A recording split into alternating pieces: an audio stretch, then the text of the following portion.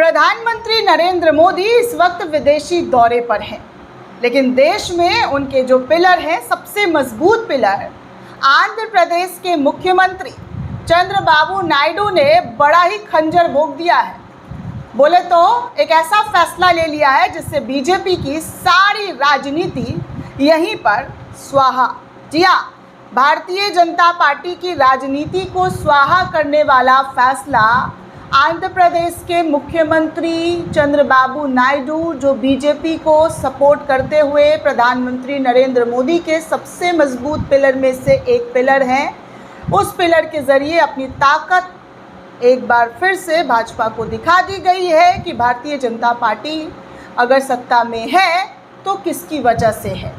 भले ही मुख्यमंत्री नीतीश कुमार का पूरा पॉलिटिकल करियर ख़त्म हो गया हो, क्या क्या मीम्स बन रहे हैं उनके बेटे को लेकर आप देख ही रहे होंगे, लेकिन इन्हीं सब के बीच एक ऐसी तस्वीरें सामने आती है, एक ऐसा फैसला नायडू का आता है जो दिल्ली दरबार को हिलाता हुआ नज़र आ रहा है। दिल्ली दरबार ऐसे कांपती हुई नज़र आ रही है क्योंकि आपके सामने ये खबर रख रही हूँ।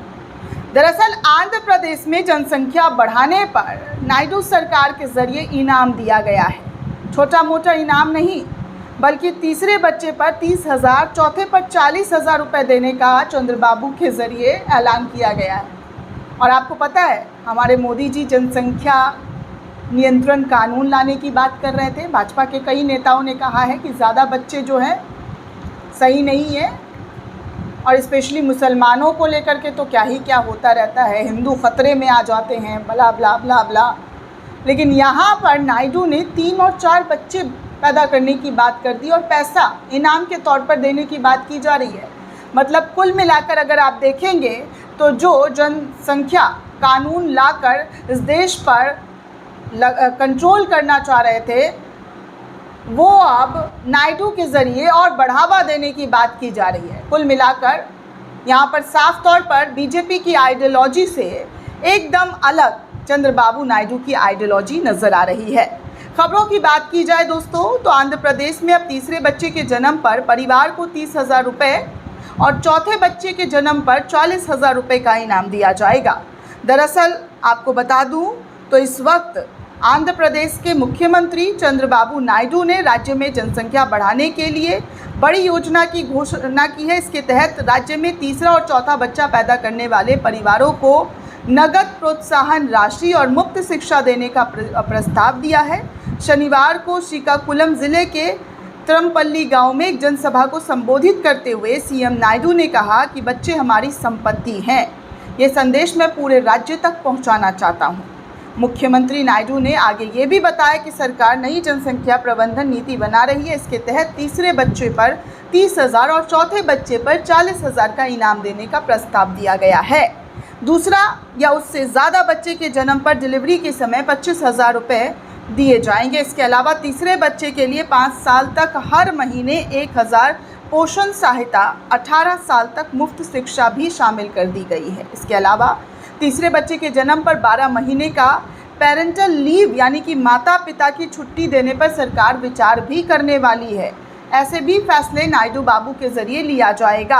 सीएम नायडू ने राज्य में जनसंख्या कम होने पर चिंता जाहिर करते हुए आंध्र प्रदेश में कुल प्रजनन दर यानी कि TFR तेज़ी से घट रही है। 1993 में TFR 3.0 था, अब ये घटकर 1.5 रह गया है। आदर्श दर 2.1 होनी चाहिए थी, यानी कि TFR 2.1 रहने पर माना जाता है ना तो जनसंख्या बढ़ रही होती है और ना ही घट रही होती है। सीएम ने बताया कि राज्य में करीब 3 लाख परिवार यानी कि 58% के पास सिर्फ एक बच्चा है, जबकि 2 या इससे ज़्यादा बच्चे वाले परिवार सिर्फ 2.17 लाख आबादी। जी हाँ, कहा जा रहा है कि 2.17 लाख है और 2023 में राज्य में कुल 6.70 लाख बच्चे पैदा हुए हैं। अगर यही स्थिति रही तो 2047 तक राज्य की 23% आबादी बुजुर्ग हो जाएगी। इससे काम करने वाले लोगों की संख्या कम हो जाएगी, अर्थव्यवस्था प्रभावित होगी। उन्होंने जापान, दक्षिण कोरिया और इटली जैसे देशों का उदाहरण दिया है जहां जनसंख्या घटने से समस्या आ रही है। जनसंख्या नीति को 5 चरणों में मातृत्व शक्ति क्षेम नैपुण्य संजीवनी में लागू किया जाएगा और थिलिका वंदम योजना के तहत माताओं को 15,000 रुपये की आर्थिक मदद का भी ऐलान किया जाएगा। उन्होंने एक अन्य राज्य का जिक्र करते हुए कहा कि महिला श्रम बल भागीदारी दर को 31% से बढ़ाकर 59% करने पर राज्य की GDPS में 15% की बढ़ोतरी हो सकती है। आंगनबाड़ी व्यवस्था को मजबूत किया जाएगा।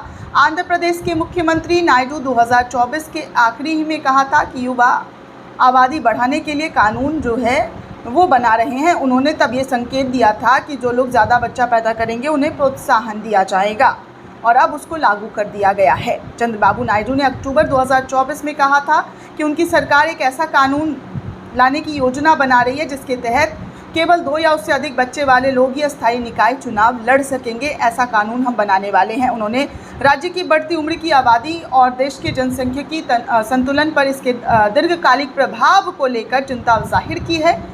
दक्षिण के राज्यों में खासकर आंध्र प्रदेश की बढ़ती उम्रदराज आबादी के बारे में चिंता जताते हुए नायडू ने दंपतियों को अधिक बच्चे पैदा करने का आग्रह कर दिया है। नायडू ने तब दक्षिण भारत में और भी खासकर आंध्र प्रदेश में वृद्धावस्था संकट के बढ़ते संकेतों के बारे में भी चेतावनी दी थी। उन्होंने कहा था कि भारत 2047 तक जनसंख्यिकी बढ़त बनाए रखेगा, लेकिन देश के दक्षिणी हिस्सों में पहले से ही वृद्ध आबादी का प्रभाव दिखने लगा है। उन्होंने तब कहा था कि हम इस पहले से ही घाटे में हैं और 2 से कम बच्चे होने से युवा आबादी में तेज़ी से गिरावट आ रही है। 2 से अधिक बच्चा होने से स्थिर जनसंख्या सुनिश्चित की जाएगी। नायडू ने यह भी कहा है कि हमारे पास जनसंख्यिकी लाभ केवल 2047 तक ही है। 47 के बाद आंध्र प्रदेश के युवाओं की तुलना बुजुर्गों की संख्या में ज़्यादा होगी। चीन, जापान और यूरोप के कई देशों में ऐसा पहले ही हो रहा है। ज़्यादा बच्चे पैदा करना भी आपकी जिम्मेदारी है। आप ये सिर्फ अपने लिए नहीं कर रहे हैं बल्कि देश के लिए भी फ़ायदेमंद जो है वो होगा। ये समाज की सेवा होगी। सीएम नायडू ने अन्य योजना के बारे में सरकार और पूरे राज्य में ज़मीन के रिकॉर्ड साफ करने की बात की जा रही है। आधुनिक तकनीकी के टैम्पर प्रूफ पट्टादार पासबुक जारी किए जा रहे हैं। उन्होंने वादा किया है कि मार्च 2027 तक राज्य में कहीं भी ज़मीन का विवाद नहीं रहेगा। मुख्यमंत्री ने यह भी संदेश दे दिया है कि हम पारंपरिक परिवार नियोजन में अब जनसंख्या देखभाल की तरफ बढ़ रहे हैं। हमें भविष्य की चुनौतियों के लिए तैयार रहना होगा और ये नीति अभी प्रस्तावित है और जल्द ही पूरी तरीके से लागू कर दी जाएगी। सरकार का लक्ष्य है कि राज्य की युवा आबादी बनी रहे और आर्थिक विकास तेजी से बढ़ती रहे।